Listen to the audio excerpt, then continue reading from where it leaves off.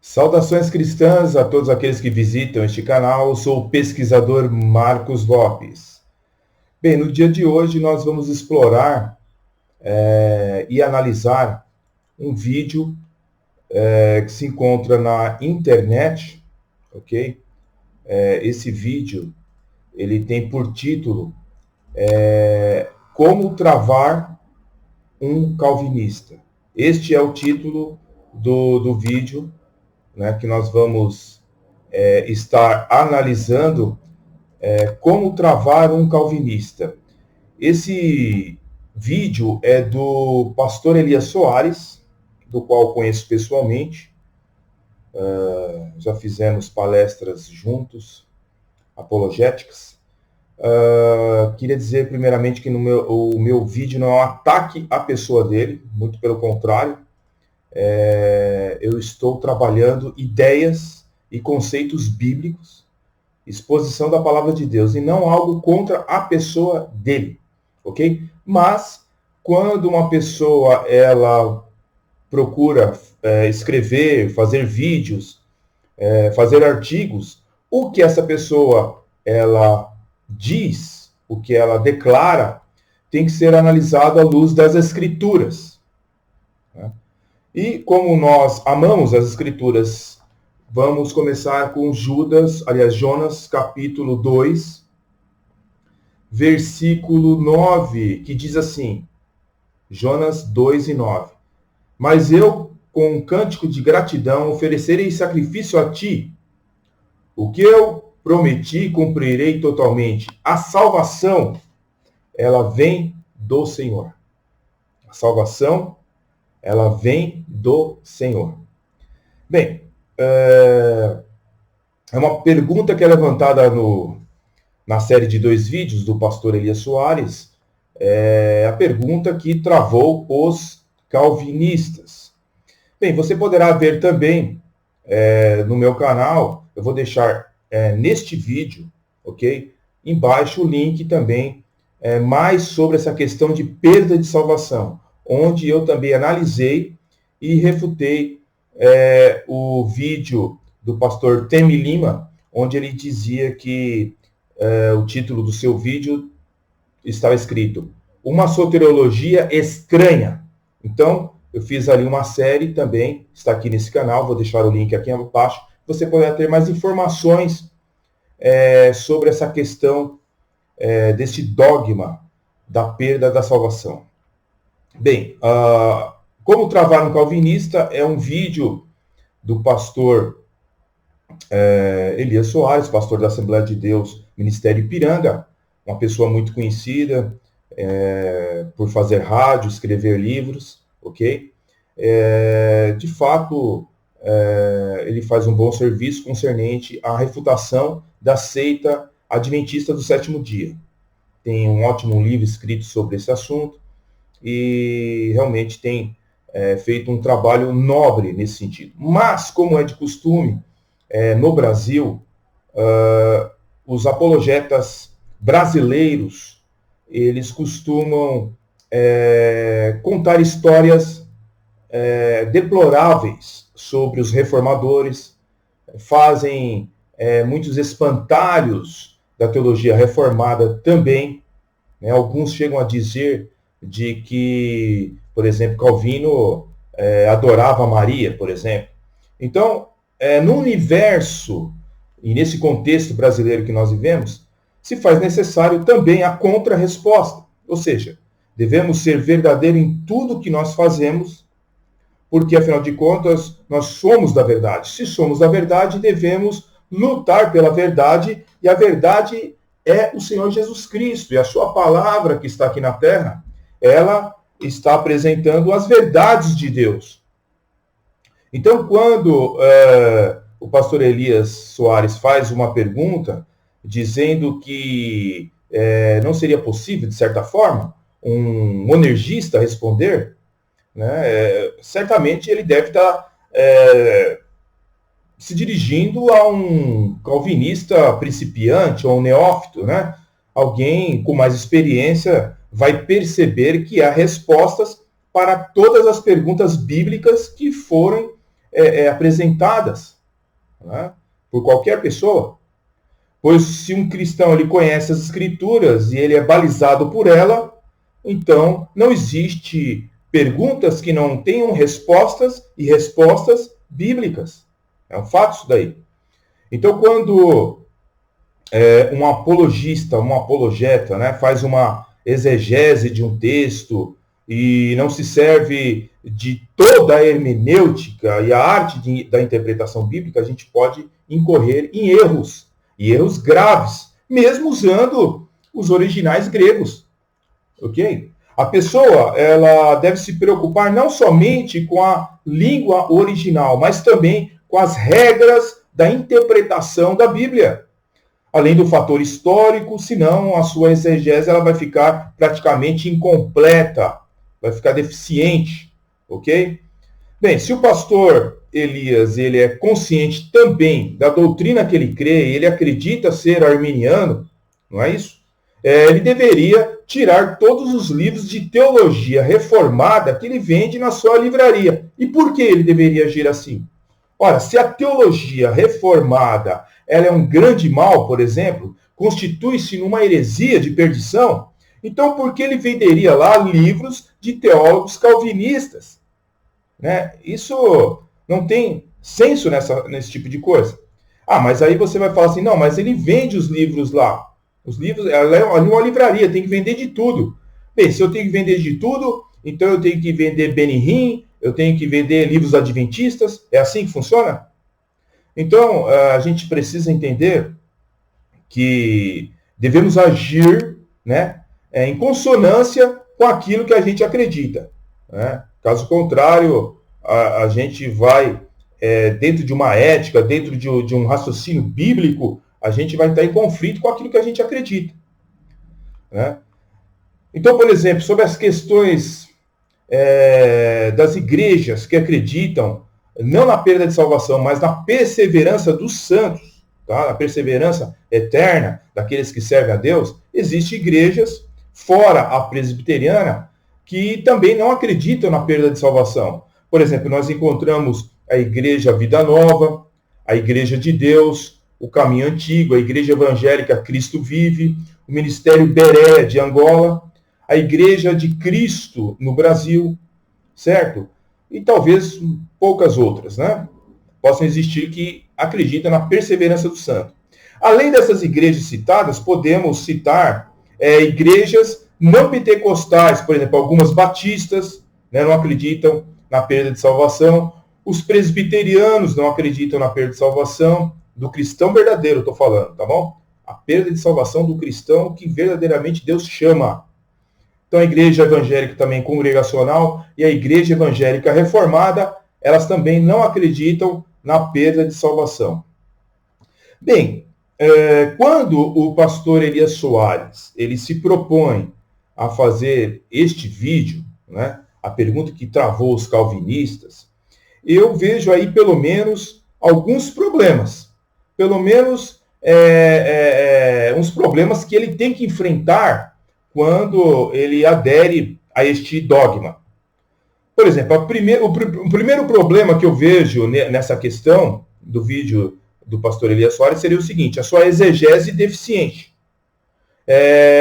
Ele vai trazer problemas nas coisas básicas da doutrina cristã.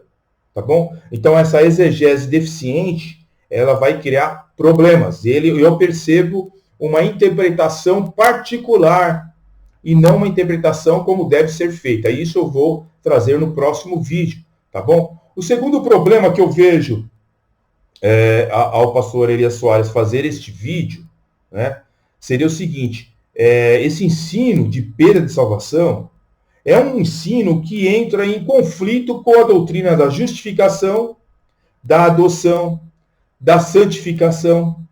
E se o cristão verdadeiramente ele pode cair, então, se ele pode abandonar a fé, o sangue de Cristo não o limpou, vamos dizer assim, não o limpou. Ok? E não mudou a sua natureza, e isso é gravíssimo. Quando a Bíblia diz que aquele que é nascido de Deus vence o mundo, certo? E esta é a vitória que vence o mundo, a nossa fé. Quem é que vence o mundo? O cristão vence o mundo ou não? Somente aquele que crê, logicamente, no Senhor Jesus Cristo, como Filho de Deus. Agora, na questão da santificação, o cristão, ele é livre, certo? Do domínio do pecado.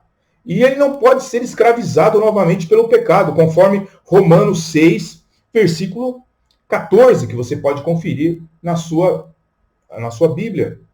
Então, se o pecado ele não vai mais dominar, né? Porque vocês, diz Paulo, não estão assim debaixo da lei, mas debaixo da graça, como é que fica esse negócio de perda de salvação?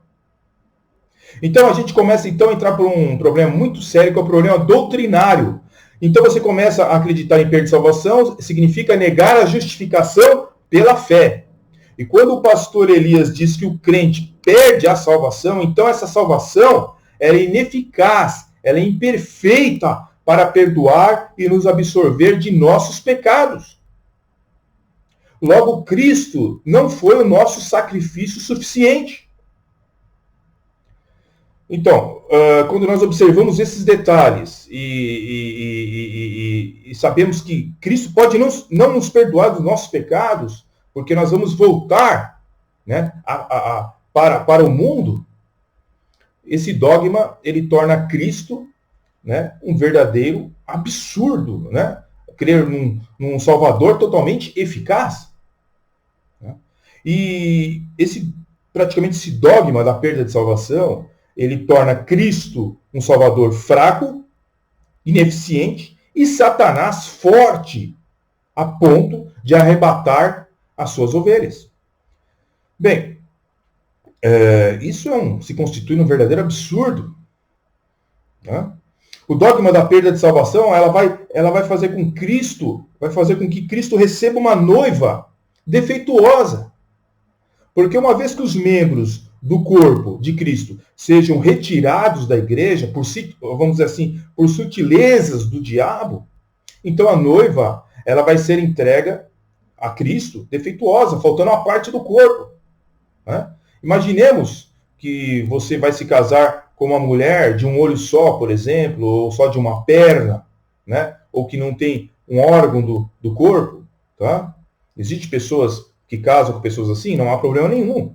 Nós estamos falando na questão terrena, não há problema nenhum você casar com uma pessoa sem braço, sem perna. Não é isso que nós estamos falando. Eu estou dizendo de Cristo e a sua igreja.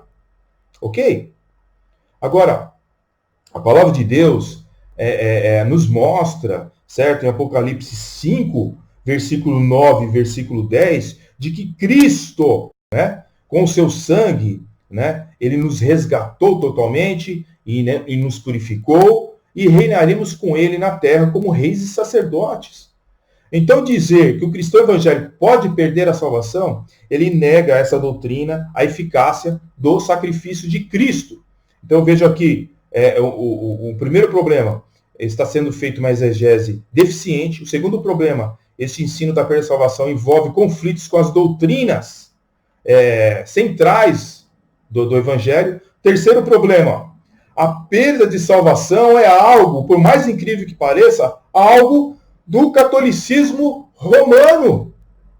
Então, eu tenho aqui o catecismo da Igreja Católica Romana.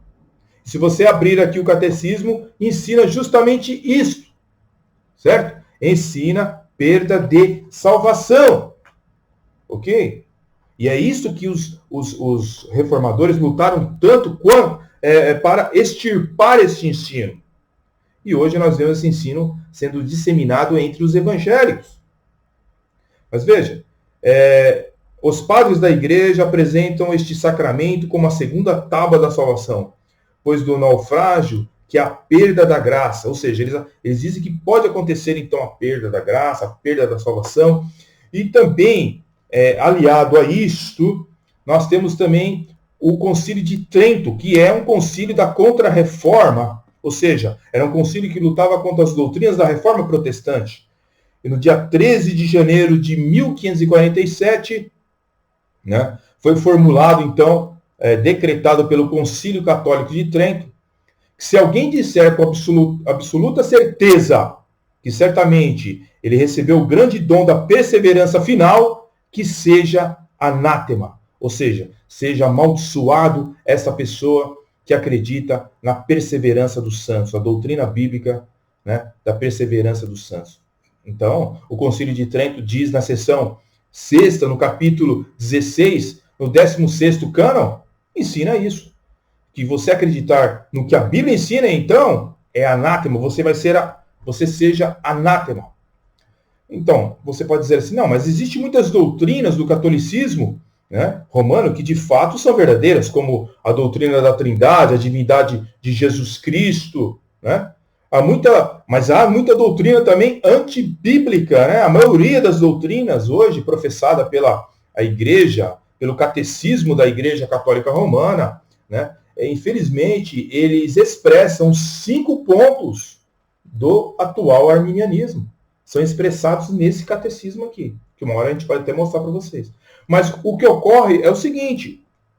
Então, nós temos um grande problema aí, defender um dogma da Igreja Católica Romana. Certo? E embora, né, outro problema que eu vejo, né, um quarto problema, vamos por assim, que embora o pastor Elias esteja lutando, fazendo vários vídeos contra o adventismo, né, como uma seita, ele praticamente não tem vídeos nenhum ali no seu canal, pelo menos pelo que eu vi ali, sobre o mormonismo, né, sobre outras seitas, né, mas contra o monergismo, liderança, né, fazer vários vídeos. Mas tudo bem, cada um tem a liberdade de fazer o que quer. Agora, quando o pastor Elias ele escreve bons livros sobre a seita adventista, né, e confronta o adventismo, ele talvez não saiba ou talvez não percebeu, mas é que ao defender a perda de salvação, ele entra no mundo da cosmovisão das seitas. Certo? O grande problema é que o adventismo tenta de todas as formas, assim como ele, a refutar a teologia reformada. Por exemplo, eu tenho aqui um documento adventista, certo? Você pode achar aí na internet, você pode baixar uma análise do retrato do adventismo no 7º dia na teologia sistemática de Franklin Ferreira. Então, esse documento, o autor ele procura desacreditar o estudo que os dois teólogos fizeram na teologia sistemática, né, de Franklin Ferreira e o Sr. Alan. Então, o que acontece? Aqui, na página 23 desse documento, veja o que está escrito aqui. A perda da salvação só é questão polêmica em função das interpretações tradicionais calvinistas, cegamente aceitas, que afinal correspondem muito mais à filosofia humana informada por temas e temas bíblicos aparentemente favoráveis ao seu entendimento do que a realidade dos fatos em horizonte mais amplo. Então, na página 23 desse tratado, diz que o problema da perda da salvação é a interpretação calvinista cega que faz das escrituras sagradas. Agora, veja, o adventismo do 7º dia, pelo qual luta tanto o pastor Elias Soares, ele é arminiano. Né? Nessa revista adventista de maio de 2014, mostra aqui graça livre, arbítrio e juízo, exaltando Jacó Arminius, né? Pela sua teologia soteriológica, pelo seu entendimento da salvação. Né? E, logicamente, os adventistas também não acreditam na perseverança dos santos, é evidente. Não só o adventismo não acredita, mas como se você chegar, por exemplo, para uma testemunha de Jeová, você vai perceber, através do seu livro Raciocínios à Base das Escrituras, que eles têm aqui, na página, a partir da página 338, falando sobre a salvação, eles têm aqui como você conversar com um crente. Então, se uma pessoa que está salva para sempre, eles vão usar versículos, que também é usado pelo atual arminianismo, para querer combater essa ideia. Tá? Então, se alguém disser, já estou salvo, o que você poderá responder? Certo? Então, se uma pessoa também disser assim, é preciso algo a mais do que fé para ganhar a salvação? Então você tem aqui respostas das testemunhas de Jeová, certo? Sobre a questão da salvação. E se alguém disser que é salvo, salvo para sempre, o que você responde? Então, ele vai tentar de todas as formas, testemunha de Jeová, desvirtuar a sua fé, dizendo que você não pode ter certeza de salvação e que aqueles que Deus chama, ele não vai conservar até o fim. Tá? Isso é do mundo das seitas, ok? Das testemunhas de Jeová. Ou seja, você entra numa cosmovisão das seitas. Ou seja, as seitas não acreditam também na perseverança dos santos. Agora, por mais incrível que pareça, se você pegar a declaração de fé das Assembleias de Deus, né, a atual declaração de fé das Assembleias de Deus, está escrito o seguinte: é possível perder a salvação? Então está escrito aqui, na página 114. Rejeitamos a afirmação segundo a qual, uma vez salvo, salvo para sempre. Pois entendemos à luz das Sagradas Escrituras que depois de experimentar o milagre do novo nascimento, o crente tem a responsabilidade de zelar pela manutenção da salvação a ele oferecida gratuitamente. Mediante o mau uso do livre-arbítrio, tal, a pessoa vai perder a salvação. Né? Então, preste atenção. Quando você entra no mundo da cosmovisão das seitas, é algo extremamente perigoso. Você mexe com a justificação pela fé, você mexe na adoção, você mexe em várias doutrinas soteriológicas. Então, por exemplo, quando você pega, por exemplo, o livro Mórmon, Doutrinas de Salvação, ok? Este livro da igreja Mórmon, ele chega a declarar o seguinte na página 147. Olha só. Joseph Smith ensina que existem certos pecados tão nefandos que o homem pode cometer que colocarão o transgressor além do poder da expiação de Cristo. Isto é doutrina escriturística ensinada por todas as obras padrão da igreja. Certo? Página 148. E certos crimes os homens têm sido obrigados a expiar seus pecados na medida do possível, visto serem colocados além do poder redentor do sangue de Cristo. Mas que a igreja pratique expiação pelo sangue contra apóstatas ou outros qualquer que é pregado por ministros da igreja reorganizada é uma falsidade infame pela qual os acusadores terão que responder. Bem, a igreja no passado, a igreja mórmon, por mais que ela se justifique aqui, conforme ela está tentando se justificar, a igreja mórmon, que não houve doutrina da expiação com sangue, mas houve sim. Ok? Existiam certos tipos de pecado pelo qual cometido pelo mórmon, que ele não tinha a expiação de Cristo. Então veja, como é que pode acontecer isso então? Você pode, então, além de perder a salvação, ter pecados que não serão perdoados? Então isso é muito grave pensar dessa forma. Certo? Então, o que podemos dizer concernente a essas coisas? Que a teologia dos reformadores estava errada e todas as seitas estavam certas? Ou os reformadores foram usados por Deus e as seitas estão erradas? Com quem ficar? Outro problema que eu posso ver nesse vídeo do pastor Elias é que ele não vai poder cantar os hinos da harpa cristã. Muitos hinos da harpa cristã, eu vou mostrar aí no próximo vídeo, nos próximos vídeos, de que os autores desse hinário aqui, a harpa cristã, muitos desses hinos, eles acreditam na perseverança dos santos e não na perda da salvação. Então, o pastor Elias, como muitas pessoas, não vão poder mais cantar esses hinos aqui, que acreditam, né, na perseverança dos santos. Um outro ponto, né, importante também de a gente frisar para finalizar este início de estudo, é que as declarações dos próprios teólogos arminianos, às vezes, entram em conflito com aquilo que eles acreditam. E também vai em conflito com aquilo que é expressado pelo pastor Elias neste vídeo. Quando o pastor Elias ele se titula, por exemplo, um arminiano, né, e a gente pode entender isso nos próximos vídeos, tentar explicar um pouco de uma forma melhor, se for possível, mas quando o pastor Elias ele se intitula arminiano, ele deve observar as sentenças de Armínio e verificar que nem o próprio Armínio concordava com ele na sua interpretação de 2 Pedro, capítulo 2, verso 1. E nem concordava também com a perda de salvação. Ok? Então, a crença da perda da salvação, além de ser uma cosmovisão das seitas, ok? A Igreja Católica, como é que ela mantinha as pessoas presas na Idade Média?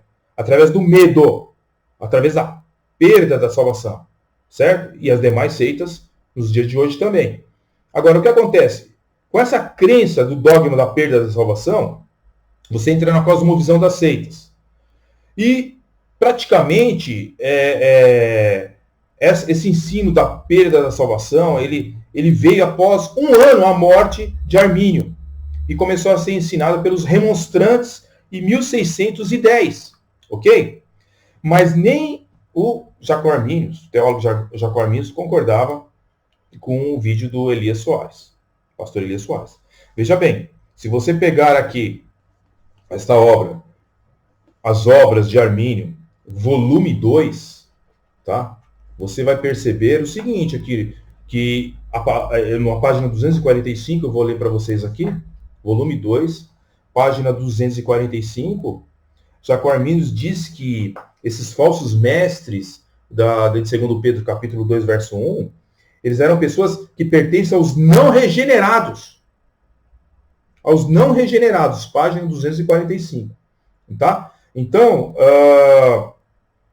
2 Pedro, capítulo 2, 20 a 21, é o mesmo texto de 2 Pedro, capítulo 2, verso 1 ao 20.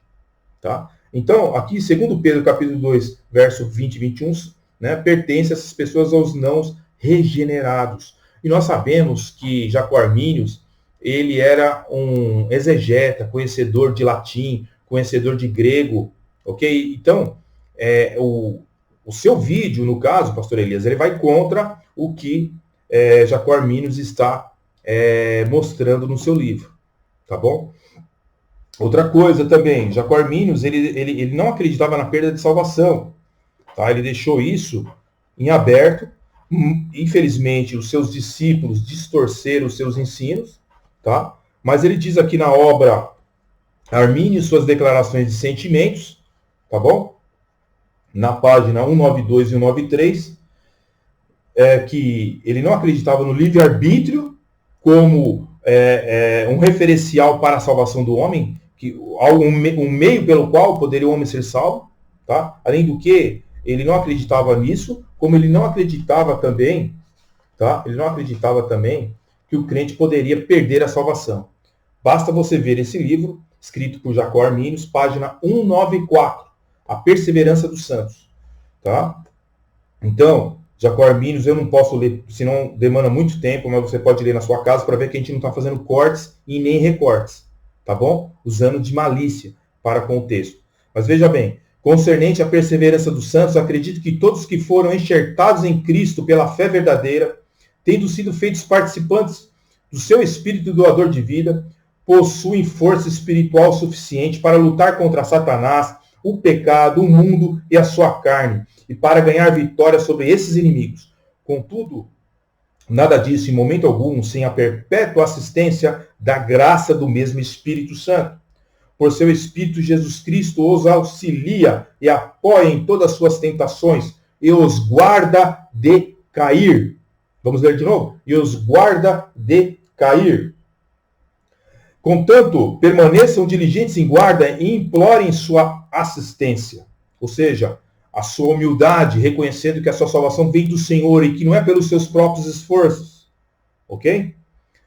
Dado isso, não é possível para Satanás, por sua astúcia, ardil ou poder, seduzi-los ou arrastá-los das mãos de Cristo.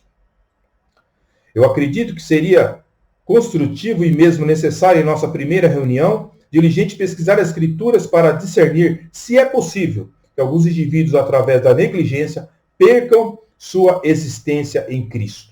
Se eles podem realmente retornar ao mundanismo, virar as costas à sã doutrina, e se lhes foi entregue perder a boa consciência e fazer causar com que a graça divina se torne ineficaz.